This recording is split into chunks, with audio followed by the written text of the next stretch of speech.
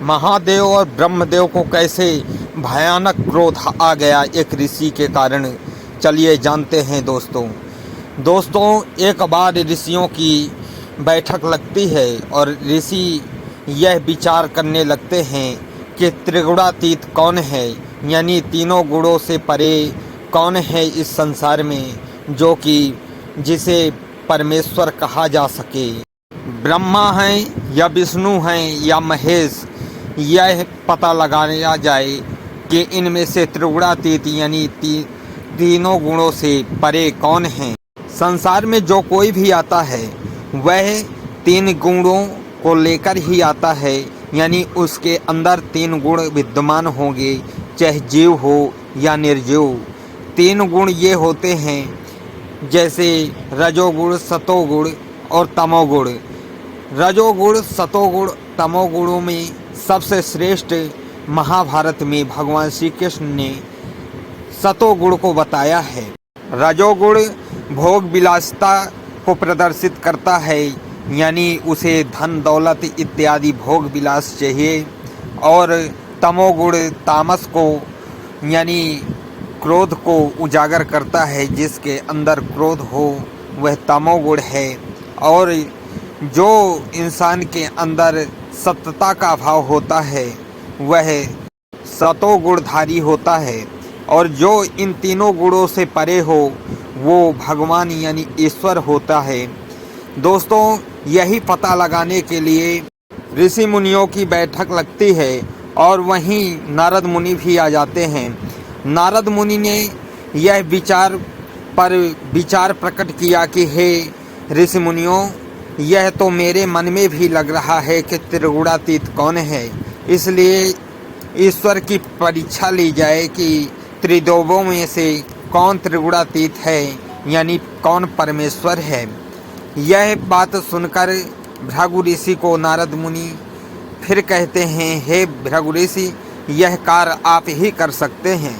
भृगु ऋषि चल देते हैं त्रिगुणातीत का पता लगाने और सबसे पहले वह ब्रह्मलोक पहुंचते हैं। ब्रह्मलोक जब जाते हैं तो वहां देखते हैं कि एकदम से वहां नाच गाना इत्यादि मढ़ा हुआ था और ब्रह्मा जी, सरस्वती और देवतागण वहां बैठे हुए थे।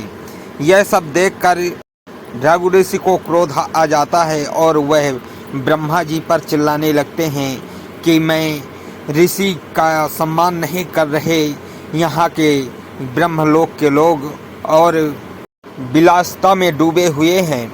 यह सुनकर ब्रह्मदेव पर क्रोध आ जाता है और ब्रह्मदेव कहने लगते हैं कि हे ऋषि, तुम मेरे पुत्र होकर मुझसे ही सम्मान की इच्छा कर रहे हो, जबकि सम्मान तुम्हें देना चाहिए मुझे, और मेरे ही लोक में आकर मुझ पर ही क्रोध जता रहे हो। यह देखकर भृगु ऋषि समझ जाते हैं कि ब्रह्मदेव परमेश्वर नहीं हैं और वे वहां से चले जाते हैं।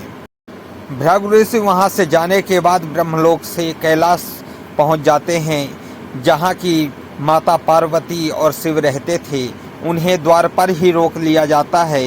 भृगु ऋषि को क्रोध आ जाता है और भृगु ऋषि जबरन माता पार्वती और भोलेनाथ के पास पहुंच जाते हैं, जो कि दोनों चौसर खेल रहे थे।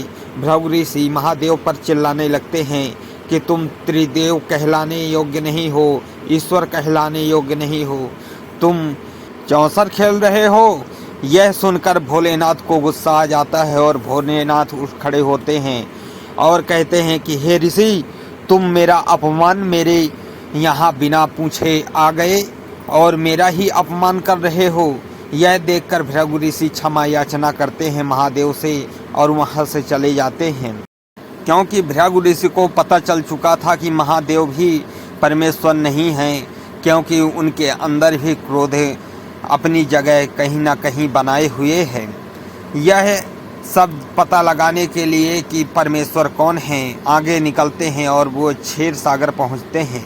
क्षीर सागर जब जाते हैं तो देखते हैं कि भगवान विष्णु और माता लक्ष्मी एक दूसरे के प्रेम में विभोर हुए भृगु ऋषि की आहट तक नहीं सुनते।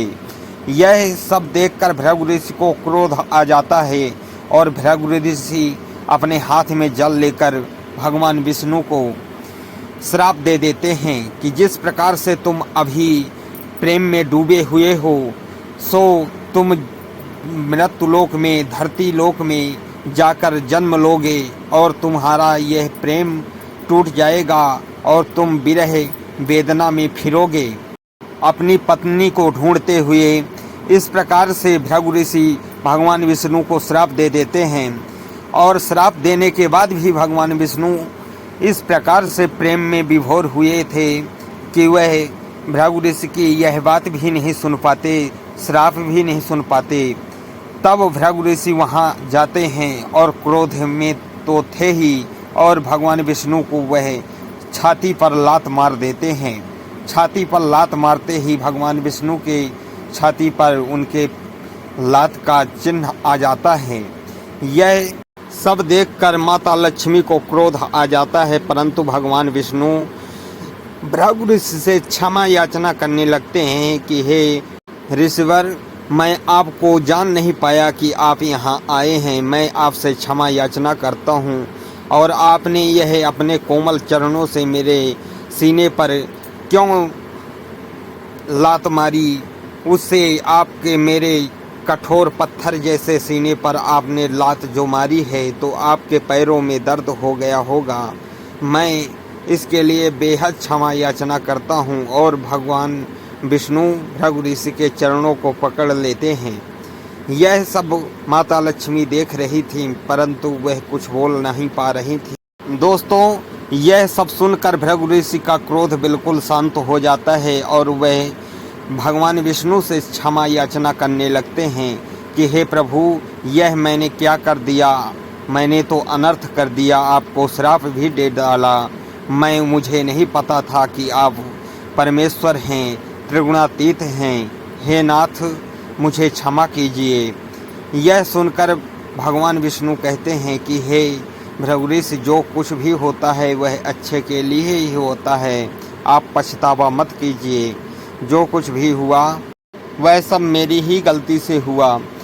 दोस्तों, इस प्रकार से भृगु ऋषि ने पता लगाया कि परमेश्वर कौन है, त्रिगुणातीत कौन है। दोस्तों, मेरी यह वीडियो आप लोगों को कैसी लगी कमेंट करके ज़रूर बताएं, और अगर अच्छी लगी हो तो वीडियो को लाइक करें और चैनल को सब्सक्राइब करें। जय श्री राम। दोस्तों, इसी श्राप के कारण भगवान श्री राम रूप में आए। जय श्री राम।